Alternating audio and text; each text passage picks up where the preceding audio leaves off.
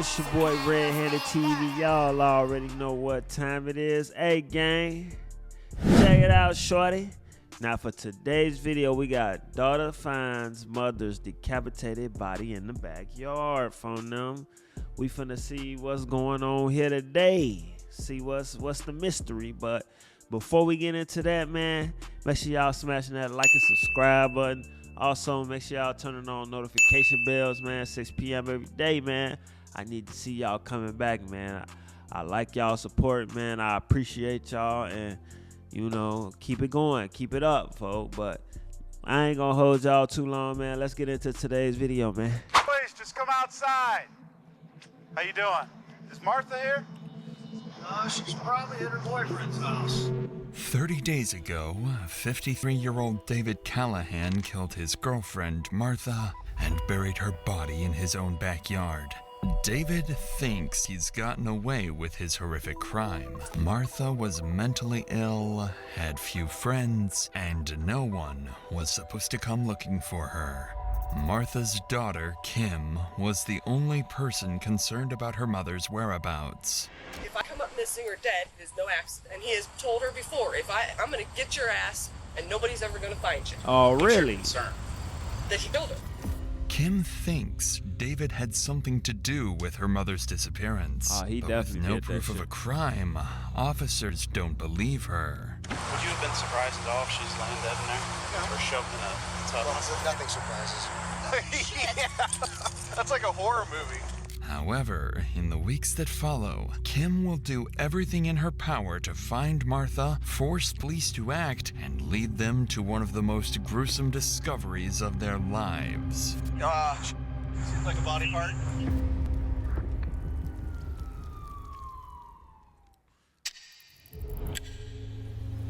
In the early hours of a Monday morning, police in Akron receive a call from a woman asking for a restraining order against her boyfriend. The caller is 53-year-old Martha Robin Freitag. She's already known to officers for her history of schizophrenia and the frequent domestic disputes involving her boyfriend, David Callahan.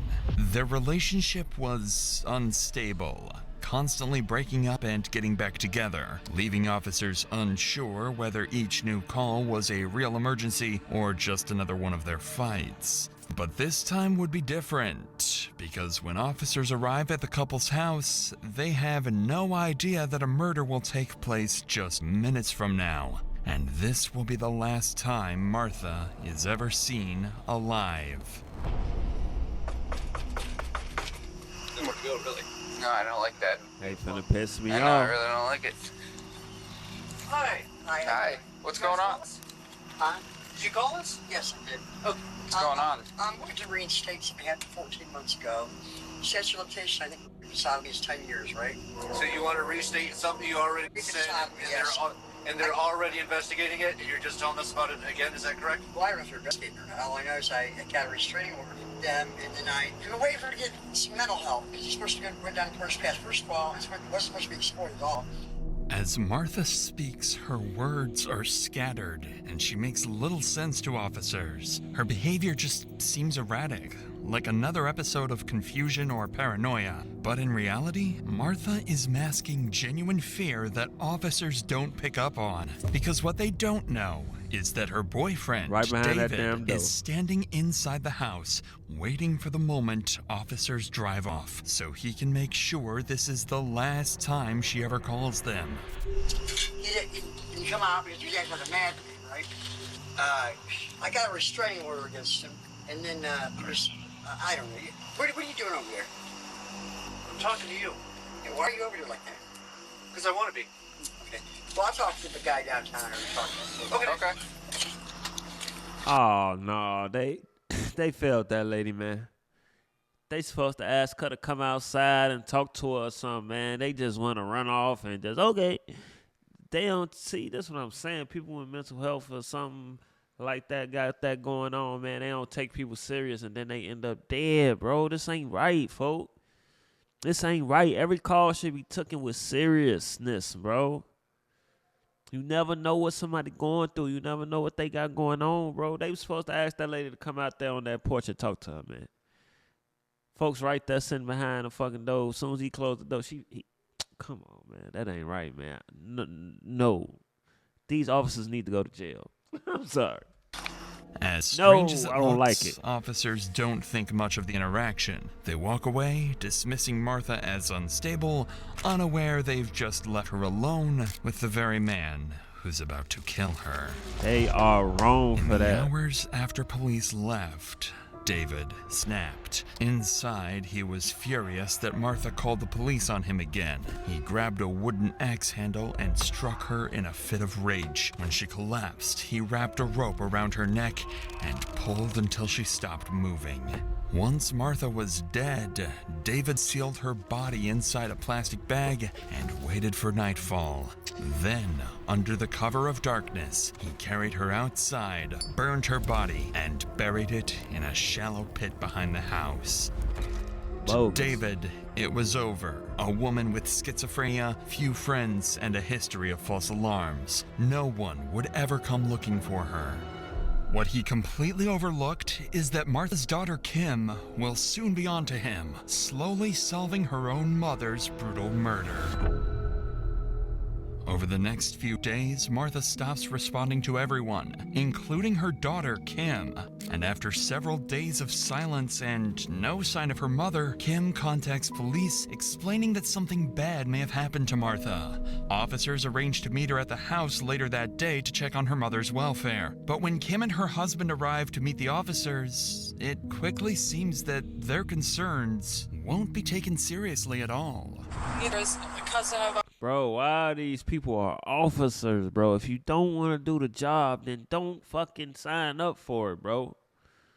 Like, I don't, this whole thing is making me mad, man. ours. She calls all the time. Her brother that she calls all the time. Nobody's heard from her. She lives here? Yeah. Have you been in? No. I came earlier, knocked, and banged on the door, and she was having a lot of problems with her boyfriend. Yeah. At some point, there's some kind of protection order, and I don't know, against him. She's paranoid schizophrenic, so I went around to different hospitals. I went everywhere to see if she was like in a psychiatric unit. Yeah. I can't. Everybody says no, she's not here. But I know that there's been a lot going on between her and her boyfriend, and Okay. he has made death threats to her. So That's okay. he has made threats to her that he was going to make sure nobody ever found her. Yeah. According to Kim, Martha's boyfriend, David, was the most likely suspect in her disappearance. In addition to the death threats, police also knew David had a lengthy criminal history and outstanding warrants for drug abuse, theft, and trespassing, making him someone officers needed to question right away. But before the officers could get a full story from Kim, a sudden noise from inside the house put them instantly on high alert. You don't have a key to her place? What was that? Did you hear that? Yeah, earlier the air conditioner was on, but now it's not. Akron police! Dumb criminal. Unbeknownst to the officer, the sound wasn't just his imagination. It was David hiding in silence and waiting for the police to leave. But this is when the officers would make their first critical mistake. Despite the very real possibility that Martha was in active danger, they would give Kim the worst piece of advice. Then what happens with like a missing persons report or whatever? But she is a grown woman. However, she has these, the paranoid schizophrenia issues. If for whatever reason she has gone into this state where she doesn't want anybody to contact her, even family, the hospital is legally not allowed to tell anybody anything, even her kin. I just don't think we're quite at the heightened alert level that we need to force entry or do anything like that yet. You know Well, what I mean? the way that she calls us constantly kind of gives me a sense of foul she play. calls. I mean, she's always every day Doesn't calls matter, her yeah. brother. Always. When did it stop? Well, her brother said she stopped about a month ago. My cousin said 2 weeks, but I don't know if I'm thinking about a month for Because everybody. she's still Bro, how long? See, this is one of them cases. When you seen that, remember that other case we watched, chat? They first day, they own it. I like that type of stuff. These months and weeks and years to go by. Like, what the heck? He called my phone every day, leaving voicemails. Yeah. While the officer's explanation is factually accurate, the suggestion not to file a missing persons report will prove to be a serious oversight, and it won't take long before Kim realizes she's been inadvertently coerced into making a grave mistake. For now, though, officers leave the scene, letting Kim carry on her own investigation. For the next few days, she keeps calling Martha and David, but with neither of them answering their phones. Growing increasingly worried, Kim begins gathering information on her own. She learns that David has recently been seen at a place where he worked on and off, so she contacts police once again, urging them to check it out. Following up on Kim's tip, a group of officers are dispatched to investigate. What they hear about David will finally start to give her suspicions some credibility. How you doing? Hi. You guys know David? I guess you got a new guy every now. Probably in his 50s. What's the girl's name? Callaghan or something. Oh. I think his last Callaghan. Have you seen Martha or Robin? Martha or Robin? I don't even know those names. You don't know who those are? Not that much. You just saw David move in over He here. said his girlfriend was in jail or something, but she was. That they don't live. I don't remember. But he's in like his 50s? Yeah. Yeah, I think it's not the new guy that lived in here. I think, what about Yay High? Dave. Balding kind of guy. He's older. Yeah, probably. His name. Hey, what is that dude's name, Danny? Your name is Dave? What? That's so cool. The guy that was getting on my nerves the other night. We got a whole bunch of Davids around here. We could pull up a picture and see if you guys. Well, I think we're gonna try to find one. That's not that Dave. That's how the David stays here. Does he come around here? This guy? Yeah. He's been around before. He's done work for it and stuff. But he's not the one who lives here. I ain't seen him today. When was the last we saw him? I just need to get it out of my car. I ain't been there. This week? Last week? Something like that. Right. Cool. Good 3-4 days. 3-4 days? Processing. So. He said he saw him 3 or 4 days ago, maybe. According to the workers, they've seen David in recent days, meaning he's still in the area. Now, police just need to locate him and ask him where Martha might be. Despite this lead, officers still sound convinced Martha will eventually turn up on her own and David is just another name in a domestic dispute. Unbeknownst to them, this is giving David exactly what he wants. Time, because as the case stalls, he's keeping a low profile, only leaving Martha's house at night and using the lack of scrutiny to cover his tracks and refine his story. And over the next several weeks, what began as one oversight will snowball into a series of missteps that will cripple the investigation and ultimately pave the way to a discovery far more tragic than anyone imagined. The following week, after repeated calls and pressure from Kim, police finally agreed to conduct another welfare check. This time, however, they make another critical error. They send a new pair of officers unfamiliar with the full context of the case. This is where the mistake of not filing a missing persons report catches up with the police and causes David to slip off the hook again. It doesn't, yeah, they didn't add any notes. It just said that they were here. Well, it came in as a missing person. Okay, that's probably the daughter then. Yeah, but then it said she checked okay, and there was no report made, so they must have had contact. She did not check okay.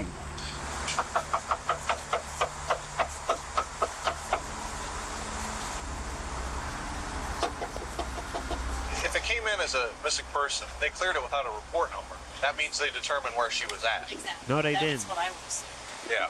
After only a few unanswered knocks, officers decide to leave the scene, assuming that since no missing person report was filed, someone must have already made contact with Martha. This is exactly why dissuading Kim from filing a report had been such a catastrophic blunder. So with no sign of Martha or David, and police convinced nothing is wrong, the investigation quietly stalls. Days pass with no progress, until eventually, the case goes cold. A week passes, and it seems Martha might never be found, as police have completely written off her disappearance. But then something strange starts to happen. Kim begins receiving response messages from her mother. The texts are brief and unsettling. "I'm busy. I'm with my friends. I'm fine." It doesn't sound like her mother, and something about the way she's texting feels off to Kim. Growing suspicious, Kim asks police to meet with her again. Bro, how many times do this girl gotta say, I don't know who my mom is? Y'all already making me angry. This time, demanding that they break in and check the house, or she'll do it herself. I'd like to make an official missing persons here. Okay. I've talked to so many officers, everybody she knows, her friends, family. None of them has seen her face or talked to her in over a month. Yeah. So I was sending her messages from her mother's phone, say, "This is your daughter. I want to know where you're at." "Oh, I'm at the Kingdom Hall in Kent with friends." I said, "Okay, stay there. I'm coming right now."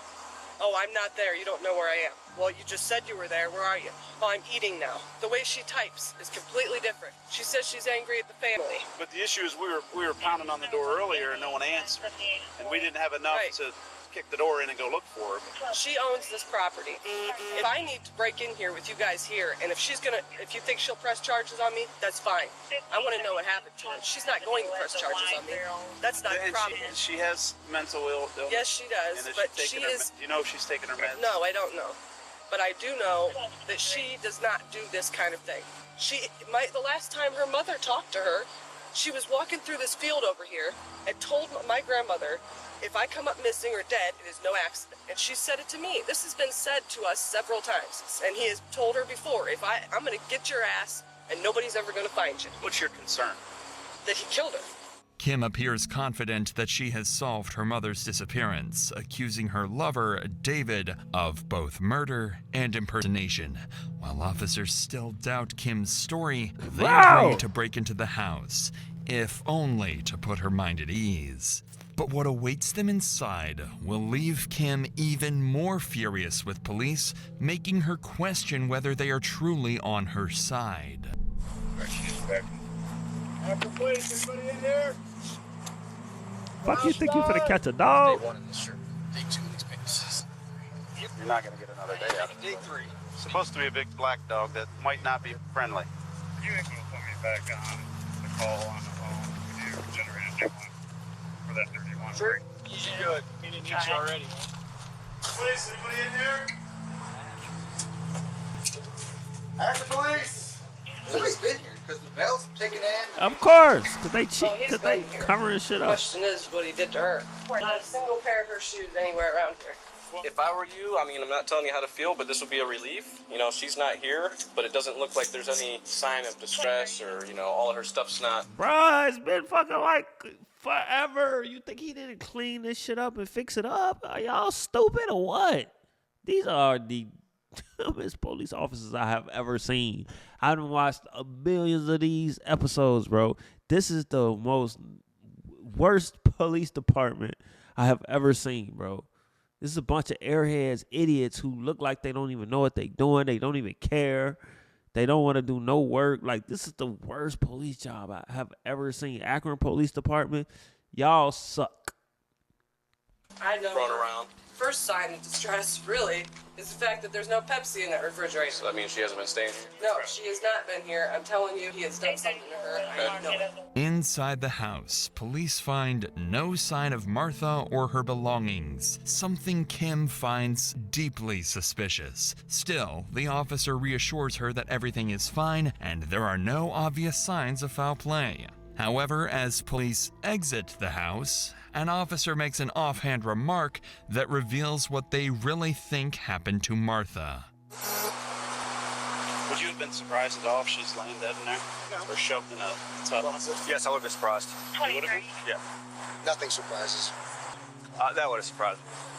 Although officers briefly consider the worst-case scenario tried for to cover Martha, his their body tone cam. makes it clear they don't really believe it. They don't even with care. Kim insisting that something is wrong, their doubt remains. And when Kim insists on filing a missing person report, something that should have been done weeks ago, officers still seem convinced There is no real cause for alarm. Well, I need to make an official report. Yeah, that can happen. That's not a problem. But it's going to be very vague. All right. I don't know what to think about none of her stuff being in that house. Shoes. She always had shoes all over right there with his, too. Right, this is the report, and I can go get a hard copy. And what do? I mean, just keep, if I hear any more texts. I mean, it's pretty much pointless unless it's pointless talking to him anymore at this point.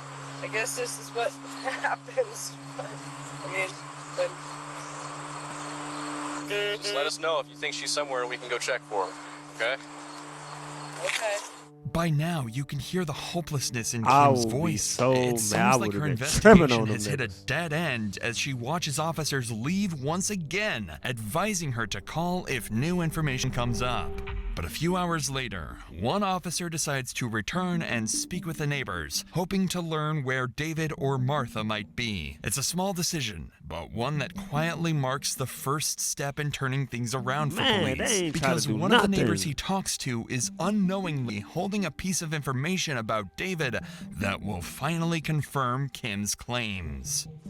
Do you know anything about this house next door? There's some woman that used to live in there. She asked me a couple of times for some money or some cigarettes. I told her I didn't smoke. Why, what's going on? Well, someone sent us out here to check on her, and she's not answering the door. Does she have a car or anything, you know? I don't think so. Never seen a car. She was walking the first time I started cutting the grass. How you doing? You been living in the garage here? You want to call it a living? Where do you sleep at? Do you know who lives here? Robin Freitag, I think. When did you see her last? About 4 weeks ago. That You don't haven't make seen no her in 4 sense. weeks. No, last Have time you seen him over there? Oh, yeah. Does he drive a car? No, Is he home now? I have no idea. Okay. The neighbor's statement finally confirms what Kim's been suspecting all along. David hasn't disappeared. He's been coming and going from the house while police and Kim struggled to reach him. With that information, police begin coordinating surveillance around the property, assigning patrol units to quietly monitor the area and wait for the moment David shows up again. 2 days later, the opportunity finally comes when officers spot a car parked beside the house, the first sign of activity in days. They approach carefully, hoping to finally make contact with Martha and put Kim's fears to rest. However, the person they're about to find is the very suspect they've been unknowingly helping all along. But before we get to that, or all this time, Hacker, please, just come outside. How you doing? Is Martha here? She's probably at her boyfriend's house. You What's your are the name, bud? boyfriend, fool. David Callahan? All right, come on down here for me. Why do you think she's at her boyfriend's house? Well, that's where she stays most of the time. Where's that at? I don't know. I don't even know who it is, really. Are you the only one here? I mean, she's here maybe a couple times a week anymore. I mean, we've actually been split up for a year. I mean, she's schizophrenic. She's been off her on and off her medication I don't know how many times. this is David Callahan, the man Kim had been desperately trying to warn the police about. According to him, Martha was not at the house, but at her new boyfriend's. But now David is about to surprise the officers, explaining why they shouldn't necessarily take Martha's family's word at face value. I guess her daughter's fighting again. 604 to computer. Well, that's part of the reason we're out here, because no one in her family's talked to her since July. I don't know how. I know she's texted her. When's the last time you talked to her? I don't know, probably 5-6 days ago, maybe. Where was that at? It was here. And Martha's not in the house right now. Well, I mean, it's been a month. Obviously, we're concerned about Martha, like you said, if she's off her meds and everything. Right. We'd like to find her. Right now, she's missing person. So we'd like to... I didn't know it was all that. Just, I mean, You didn't know it was all that? Well, missing person is her and the family. They've fallen out numerous times. You know, the family has just gone as far as changing their phone numbers and not giving to her. They're treating her horribly. He full of shit. And her not talking to him right now doesn't surprise me. David claims Kim is not a trustworthy person and has never gotten along with Martha. With David tarnishing Kim's character and Kim doing the same to David, the officers weren't sure whose story to believe. But this is when the officer would get a brilliant idea. They knew David had outstanding warrants, something they could use as reasonable grounds to detain him. Their next move would catch David off guard and prove to be the police's smartest decision yet. Did you get your warrants taken care of? No, I need to get down there and take care of them. I got a couple misdemeanor warrants. Through Akron? All right, well, we're going to help you out with that today. You still have those warrants, we'll send you down to court. You can get them taken care of today. All right, here's what we're going to do. If it's all right with you, we're going to walk through. We'll let you get some clothes, and then you're going to go down to court and get these warrants taken care of. I got a big dog in here. No problem. Do you get the whole thing? Yeah, nothing but the thing. Do you do the returns, or do I do that later? Adam will do it, or whoever's up there. Okay. Following his arrest, David is transported to the station and placed in jail, but not for murder. The only thing holding him there are his unrelated warrants. For investigators, this is a temporary win that will quickly turn into a problem. Because despite finally having David in custody, they know their case against him is painfully weak. There's no body, no confession, not even physical evidence proving Martha is dead. Weeks of police inaction and hesitation have left detectives with little more than suspicion, and time is running out. So to make up for it, they decide to hold David as long as legally possible under the existing warrants, hoping they could buy themselves time to rebuild the case and find something concrete. Detectives don't know it yet, but the clue they so desperately need to solve the case won't come from their investigation, but from Martha's own family. Several days later, while David remains in custody, Martha's family receives a mysterious message. The anonymous note reads, "If he was going to get rid of someone, he would bury them in the backyard." Who in At the first, hell? Somebody knew no that. one knew what to make of it. It could be a cruel prank or maybe a genuine tip. Either way, Martha's cousin Angela and a few relatives contact police and ask them to meet at the property. For the first time in the investigation, the police and Martha's family finally joined forces. Who's the caller? You are? What made you come to think it was... They came and arrested him, I believe it was Thursday. On Friday, they arrested him on other charges, contempt, and they're holding for like 30 days on contempt. Okay. So they questioned him about this two times, I think. I got a text message. Here, I've been putting these flyers up on all the poles, and I get a text message. A sergeant and a couple other units coming here. Yeah. If he was ever to get rid of someone, he would bury them across the fence in the very backyard. I know her role. You came over with her, and what did you do? Come over to get because she suspected some stuff going on back there. And, I hope it's not her, but there's something there. Yeah. With police now briefed on the situation, officers begin coordinating a search of the property, focusing on the backyard mentioned in the message, while others canvass the neighborhood, looking for anyone who might have seen something suspicious.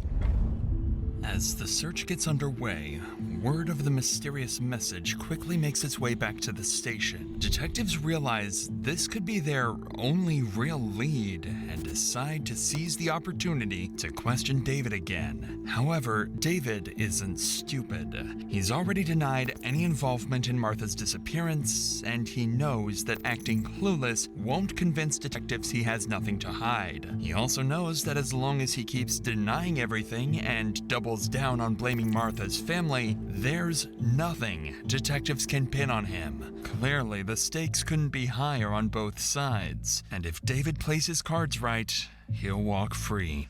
Hey, sit right here, dude. So, when was the last time you actually talked to her? Beginning of last month. So, I didn't see, she had a restraining order You against just said 5 days TPO ago. or CPO? You better Says temporary. TPO. You asked it like 6 months, I think. Did you get arrested? Because you... No, here's the thing. Yeah, explain She's called the cops on me a half a dozen times, and I've never raised a hand to her. She's never had a scratch on her. Any report you would read will tell you the same thing. She gets mad and I leave. She thinks I'm out humping everything with a pulse out there that's female. That's just what why she originally got mad at me. You know, she just wanted to argue all the time. And I just felt, you know, leaving a day or two at a time, you know, would just calm everything down. And it normally did. I mean, we've always worked things out, but I don't understand why she's not back around. I really don't. I mean, we've had problems over the years. Like I said, we've been together since 2002. Sure. You know, everybody has their problems. Yeah, everyone's got problems. That's for damn sure. So then I guess your theory is, Dave, that she's staying with whoever she's dating, this new person, not at the house. Is that what you're saying? As expected, David sticks to his story, insisting Martha is with her new boyfriend in Florida, but David knows exactly what he's doing. Realizing detectives have little evidence to work with, he decides to take control of the conversation and tarnish Martha's character, paint her as unstable, and dismiss her disappearance as the result of her own mental state. Detectives can't push back without proof or a body, and every minute they let him talk, he builds a stronger defense for himself, one that might just help him walk free in court. I believe she's relapsed on, you know, back to smoke crack again. Because, you know, I found paraphernalia at the house. I mean, tomorrow's her birthday. I tried, I don't know, 3 or 4 times over the last couple of years to get her the 3-day evaluation or whatever they call it. Yeah. You know, the police would come out, the paramedics. She'd be standing on the porch, screaming at him, screaming at me. They told me she don't fit the criteria for the evaluation. Well, what does? It's gotta be homicidal. So she have to stab me in my sleep or do something, you know, really crazy? Yeah. And they say, well, she's an adult, we can't take her medication, so why don't you leave? Though it didn't sound like her and Kim had some problems too. Absolutely. I mean, they would go months on end without speaking to each other. I mean, it was at one point, you know, Robin didn't even have a phone number to talk to her mom and dad or her for periods of time. Yeah, I know. I'm mad they sitting here listening to this fool. You're absolutely true. I sensed they had some hard times now and then, and it sounded like she communicated with her a lot through her Facebook Messenger. The mention of Martha's Facebook messages clearly catches David off guard. He's surprised that detectives even know about them, unaware that Kim already accused him of impersonating her mother weeks earlier. But that isn't the only surprise waiting for him. Detectives have been holding something back, evidence they saved for this exact moment. When David was first arrested, police recovered Martha's phone from inside the house, along with several of her security checks that he'd allegedly withdrawn. So with David already on edge, detectives decide to push their advantage and confront him with what they claim is hard evidence. It's a risky gamble. If they push too hard, David could demand a lawyer and shut down the interview entirely. But if the pressure works, he might finally slip, contradict himself, or even confess. Yeah, I mean, obviously her family's real worried about her and loves her a lot, and I can see that you love her a lot, right? Yeah, absolutely. I mean, well, Dave, I think there's some little piece missing here, bud. That's what I think. And I think you'd feel better if you just told us what it is. I don't know. I mean, I don't know what to say. Well, I think there's a little bit more to the story, Dave, you're not giving us. There's nothing else I can tell you. I mean, I've told you everything I know. I don't think you told us everything. Okay, well, I have. Don't you think you'd feel better if you told us the truth, Dave? I mean, let it go and... You're not going to be able to celebrate her birthday tomorrow, Dave. There's some pieces missing to your story, Dave. And as you know, that is your girlfriend, the love of your life, Robin's handwriting. That is September, where you paid the rent so we can keep up this farce that Robin is still around. Tell us the part about being on her phone pretending that you're her. Oh, God. Tell us about that. I don't have her phone. Where's her phone? I don't know. You know where her phone is. No, I don't. You put it, we found it where you put it. Why don't you just tell us the truth of what happened? You'll feel better. You guys share a bedroom? I don't have a phone. You guys share a bedroom? At one time, yeah. Needless to say, David is starting to visibly get worked up over the accusations. He's defensive, irritated, but still talking. Luckily for detectives, he doesn't seem close to shutting down or asking for a lawyer, but they can tell they've pushed the limit for now. If they press any harder, the interview could end before they get anything useful. So detectives decide to take a break, let David step outside for a smoke, hoping it will calm him down and make him more willing to cooperate when he returns. He ain't In the going for that. meantime, He back ain't at going for Martha's that. residence, officers continue coordinating the backyard search and canvassing the neighborhood for anyone who might have seen or heard something useful. That's when a familiar face approaches one of the officers, the same neighbor from days earlier who'd reported seeing David coming and going from the house. This time, he shares a chilling detail about the days following Martha's disappearance. They moved into a fire pit back there of some sort. Right. But, you know, I didn't even know she was missing until a few days ago. I mean, had you noticed any activity by anybody back there in the backyard recently? Just the guy who lived there. What was he doing? In the middle of the night was burning things, because I could smell it. The horrible stench from everywhere. And I thought, that's crazy. It's even trash day, so. The woman there is the cousin of the woman who's missing. Okay. She's been missing about 30 days. Somebody sent her a message saying, check the backyard for your cousin. You're kidding. According to David's neighbor, every night he could see flames rising from David's backyard, accompanied by a horrendous smell. Acting on this information, officers request firefighters, EMS, and forensic teams to assist at the scene, treating the backyard as a potential crime scene in case human remains are found. And as the teams prepare to begin the search, no one could have expected they were only feet away from confirming the horrific nightmare Kim had feared all along.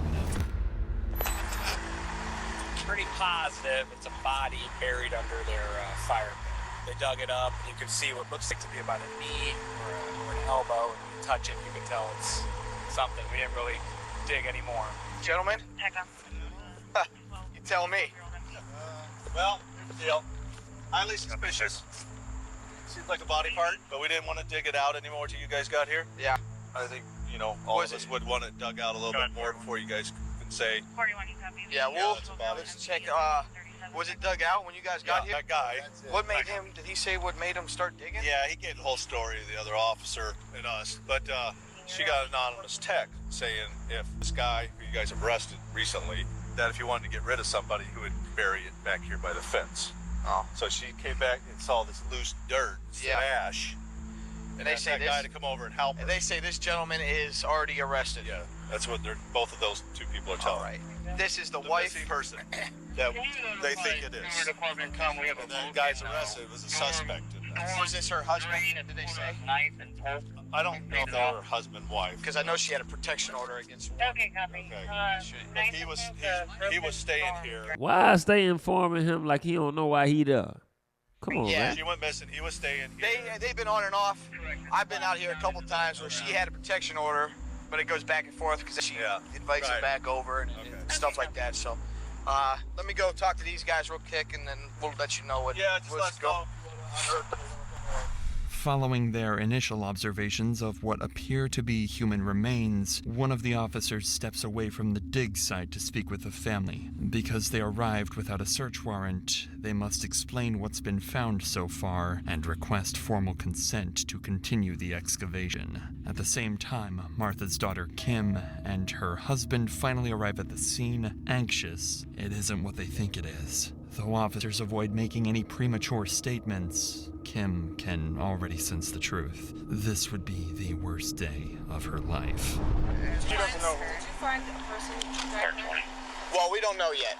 Okay, so we're not saying yes and we're not saying no. Okay, we don't know. Okay. Have you been on scenes like this before? How do you not know?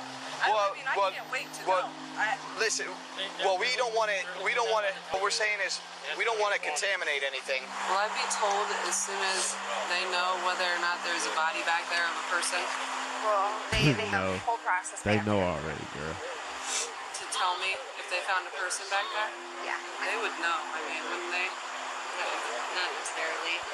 Kimmy, look, there's about a piece this big that was uncovered. I'm just saying a piece of some plastic or something. That's what we saw first. Hello, honey. Hey, Mama had to leave real quick, okay?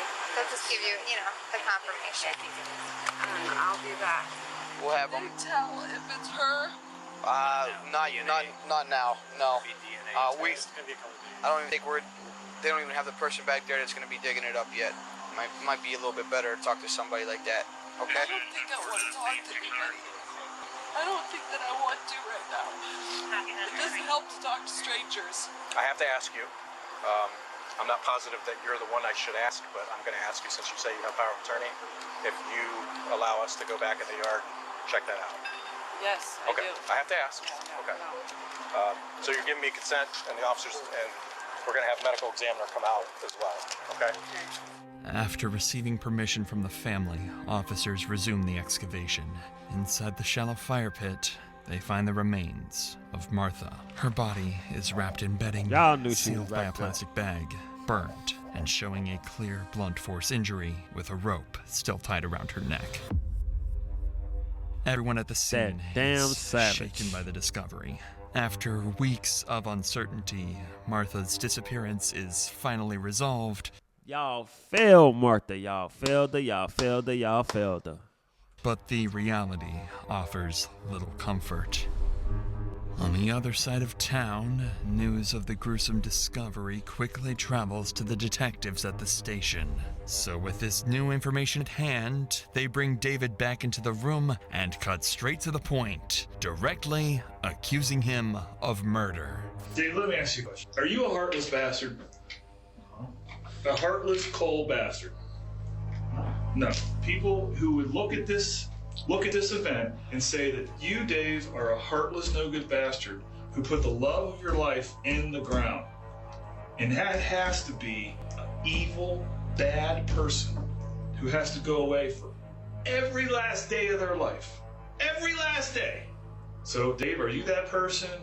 Or are you the person that has struggled with someone who's, as you said, for 16 years you love her, but she's schizophrenic, and she goes here and she goes there? Because there's no reasonable person, Dave, in the world that wouldn't believe that you harmed Robin. We all know that, three of us sitting in this room.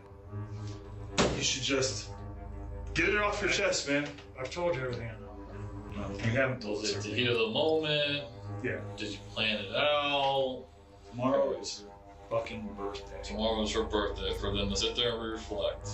The agony they've been going through for the last month. Heartlessly killed the woman you love more than anything in the world. It's mind-boggling to think about it. Something that you said you were going to do. Yeah, and if you said you were going to kill anybody, you'd bury him in the fire pit. I mean, it seems kind of convenient. I never told anybody. You never told anybody that? Dave, we're not fucking stupid, dude. You think we're going to make that up? I'm not making anything up. You think I made this up? We know everything. We know the answers to the questions we asked, man.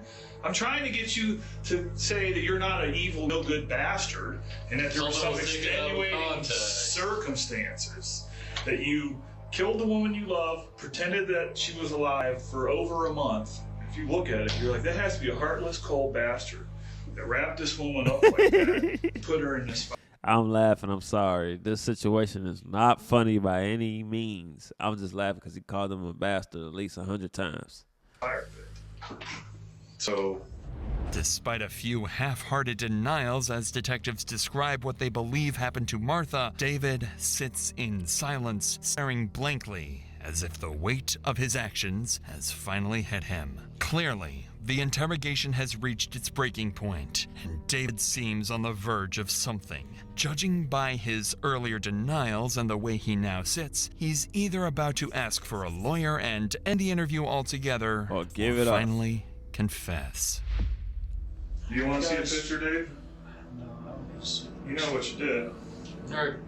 Go ahead, Dave. You want me to go ahead? I need a cigarette. Tell us what you're going to tell us, then you can have a cigarette. I'll give you a cigarette. You tell us what's going on, Dave, so we know you're not a heartless bastard, and I promise you can smoke all you want, all right? Not all you want. Not all you want. Well, Here's what the reasonable expectation. Oh, yeah, he did it. He crying. Get it off your chest, Dave. You feel better. I mean, you guys feel a little bit better already, just knowing that you're going to make that decision. I didn't mean to do it. I didn't. It's not a very respectful way for a person to die. I know it's not. I got fucking scared, man. I just snapped, man. Just fucking snapped. I didn't mean to do this or I did this, man. Love Robin. You just got scared, that's why you put her in the fire pit? I dug it out. Half an axe handle or something beside the bed. She had it there for a long time. Just After you struck her, I choked her. what happened after Robin was dead? I took her out back and I dug it out. God, I'm fucking sorry, bro. How long She's just so relentless looking. How long did this take? She didn't leave me alone, man. She knew I had nowhere to go. She just kept on me, on me. I give her every dollar I had for whatever she wanted. I never had nothing in my pocket, man. Nothing. It's never good enough. I didn't plan on this to happen. I tried to work it out so bad with her. I really did, man. Spur of the moment. After hours of questioning, David finally breaks and admits to murdering Martha. In a fit of rage, he struck her in the head, strangled her, then carried her outside, burned the body, and buried her in the backyard. As David sits in the interview room, crying and claiming to regret what he did, detectives can't help but think about how easily this could have been prevented, how many warnings were missed, and you how think many so? chances they had to save Martha before it was too late. With his confession secured, David is taken into custody, where he's formally charged and set to spend a very long time behind bars. Hey, just to let you know, they talked to the prosecutor. For right now, you're going to be charged with murder, abuse of a corpse, and tampering with evidence.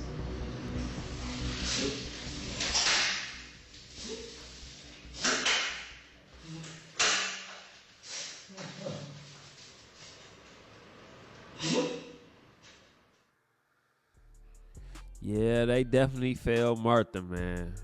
They failed her, man. They had so many chances to help that lady and they ain't help her, man. I feel so sorry for her, man, and her family, folks, especially her daughter, bro.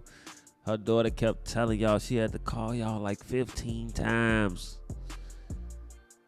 And y'all did not take this lady serious. Not one of them calls, folks. Y'all was laughing. Y'all ain't want to go in there and look. Y'all ain't want to do nothing, man. That is so heartbreaking, folks. That lady called y'all. She was trying to tell y'all. Y'all was laughing in her face. Y'all ran off. Well, okay, we're going to leave now. And just stormed off like, damn. Like, if you don't want to be a cop and take your job serious, folks, don't sign up, bro. Like, this ain't right. You playing with people's lives, bro. Like, that wasn't even funny. Y'all ain't start doing y'all job till, like, the end.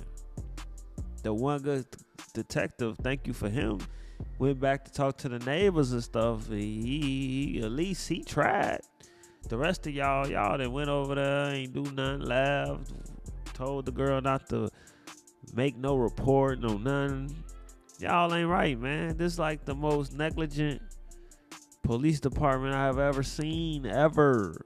I don't like when people telling y'all that y'all people are missing and they don't do nothing for months. They laugh it off, they brush it off, they try to say, well, yeah, we're gonna wait. Y'all don't understand in matters like this, every second count, bro. The first like 24 to 48 hours is the most important, bro. That's just not right, man. But at least they end up finding them and finally getting them. But damn, what is that? We could have prevented this stuff, folks. It's crazy, man. But if y'all like today's video, man, make sure y'all hit that like button, make sure y'all hit that subscribe button. Also, make sure y'all turning on notification bells, 6 p.m. every day, man. We dropping another banger. Y'all already know, man. I appreciate y'all. I love y'all, and I'm out of here, gang. Yeah. I want the money and the cars. I want the fame, nigga. Life won't be the same, but I won't ever change. Bring that money up, now they upset. I know it make them mad when they see that we up next. On these rappers' ass, got my foot up on all next. You niggas get in that room, turn the bitches, all of the gossip. Headaches from these heartaches. I'm so numb to this shit. I'm so numb to this shit. I'm so numb to the pain, lost my brothers to the gang. Shit'll never be the same, it'll never be the same.